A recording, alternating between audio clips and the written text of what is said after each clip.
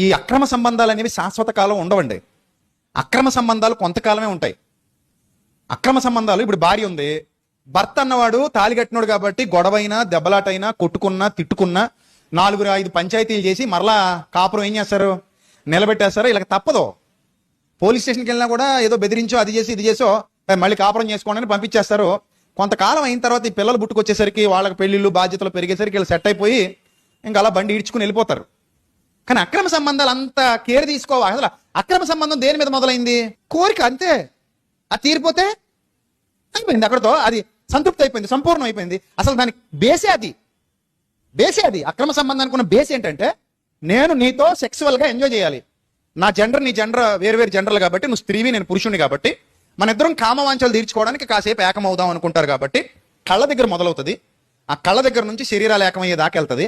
అక్కడ నుంచి తప్పుల మీద తప్పులు జరుగుతాయి. కొన్నాళ్ళు గడిచిపోతే ఆ తర్వాత భర్త దారి వేరే వాడు ఇవ్వలేడు, భార్య దారి వేరే అమ్మాయి ఇవ్వలేదు.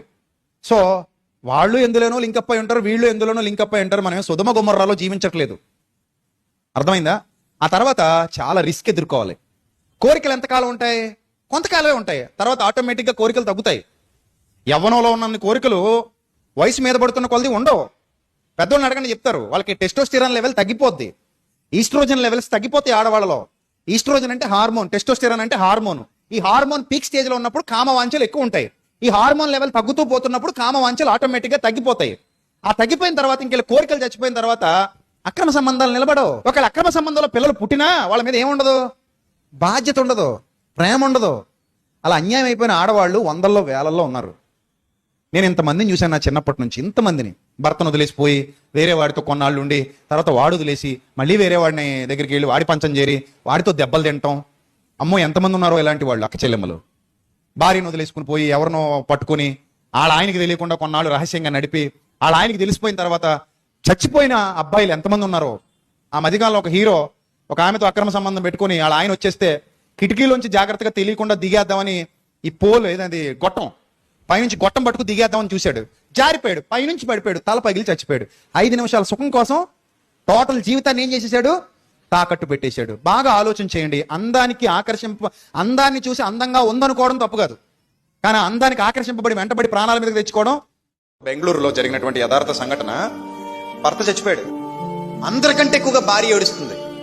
నెత్తి బాదుకొని గుండెలు బాదుకొని కింద పడి తొల్లేసి జుట్టు పీకేసుకుని తల గోడకేసి కొట్టేసుకుని నా భర్త నాకు తెచ్చివ్వండి అని విపరీతంగా ఏడుస్తుంటే చుట్టుపక్కల ఉన్న వాళ్ళందరూ మనసంతా కరిగిపోయి అయ్యో పాపం ఎంత ప్రేమించిందో కదా భర్తని. మంచినీళ్ళు కూడా తాగట్లేదు, ఏడుస్తానే ఉంది. నన్ను కూడా తీసుకెళ్ళిపోండి, నన్ను కూడా చంపేయండి. ఇదే ఏడుపు.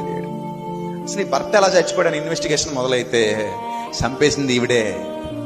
ఇక మొగుడిని చంపడానికి కారణం మరొకడు ఉన్నాడు. అందుకు వాడి కోసం ఈయన కడ తీర్చేసింది. పిల్లలు కూడా ఉన్నారు ఆవిడికి. పాపం వాళ్ళ అమ్మా నాన్న దిక్కులేని వాళ్ళు అయిపోయారు. ముసలి తల్లిదండ్రులు ఎంత ఏడుస్తారో జీవితం అంతా. ఈవిడ జైలుకి వెళ్ళిపోతే ఆ పిల్లల పరిస్థితి ఏందో. వాళ్ళకి అన్నం పెట్టే నాదుడు కూడా ఉండడు. ఈ ప్రియుడేమొచ్చి పిల్లల్ని పోషించడు కదా, 5 నిమిషాల సుఖం కోసం దీని చుట్టూ తిరుగుతాడు. ఇది లేనప్పుడు దాన్ని పట్టించుకోవడం, పిల్లల్ని అంతకంటే పట్టించుకోడు. చేతులారా జీవితాన్ని నాశనం చేసుకున్నటువంటి కంటకురాలు. బెంగళూరులో జరిగినటువంటి యథార్థ సంఘటన. భర్త చచ్చిపోయాడు. అందరికంటే ఎక్కువగా భార్య ఏడుస్తుంది. నెత్తి బాదుకొని గుండెలు బాదుకొని కింద పడి తొల్లేసి జుట్టు పీకేసుకుని తల గోడకేసి కొట్టేసుకుని నా భర్త నాకు తెచ్చివ్వండి అని విపరీతంగా ఏడుస్తుంటే చుట్టుపక్కల ఉన్న వాళ్ళందరూ మనసంతా కరిగిపోయి అయ్యో పాపం ఎంత ప్రేమించిందో కదా భర్తని. మంచినీళ్ళు కూడా తాగట్లేదు, ఏడుస్తానే ఉంది. నన్ను కూడా తీసుకెళ్ళిపోండి, నన్ను కూడా చంపేయండి. ఇదే ఏడుపు. అసలు ఈ భర్త ఎలా చచ్చిపోయాడని ఇన్వెస్టిగేషన్ మొదలైతే చంపేసింది ఈవిడే. ఇక మొగుడిని చంపడానికి కారణం మరొకడు ఉన్నాడు. అందుకు వాడి కోసం ఈయన కడ తీర్చేసింది. పిల్లలు కూడా ఉన్నారు ఆవిడికి. పాపం వాళ్ళ అమ్మా నాన్న దిక్కులేని వాళ్ళు అయిపోయారు. ముసలి తల్లిదండ్రులు ఎంత ఏడుస్తారో జీవితం అంతా. ఈవిడ జైలుకి వెళ్ళిపోతే ఆ పిల్లల పరిస్థితి ఏందో. వాళ్ళకి అన్నం పెట్టే నాదుడు కూడా ఉండడు. ఈ ప్రియుడేమొచ్చి పిల్లల్ని పోషించడు కదా, 5 నిమిషాల సుఖం కోసం దీని చుట్టూ తిరుగుతాడు. ఇది లేనప్పుడు దాన్ని పట్టించుకోవడం, పిల్లల్ని అంతకంటే పట్టించుకోడు.